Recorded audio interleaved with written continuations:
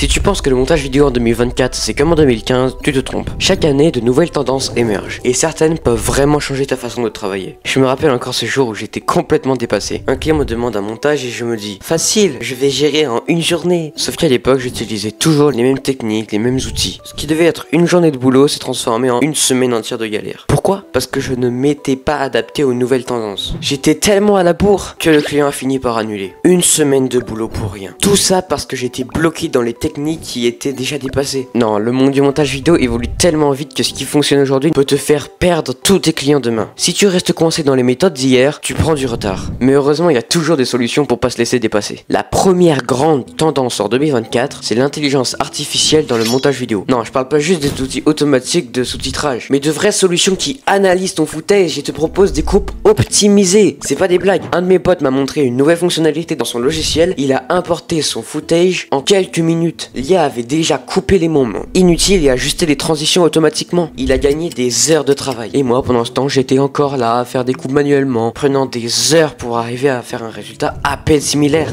Les applications de montage sur téléphone deviennent si puissantes que tu peux quasiment tout faire sans toucher ton ordi. À une époque où tout devait aller vite, c'est un atout de taille. Imagine, t'es dans un déplacement, t'as pas d'ordinateur à portée de main, et bam, tu montes ta vidéo depuis ton téléphone. Il y a quelques années, c'était impensable. Résultat, tu peux bouger partout sans sacrifier ta productivité.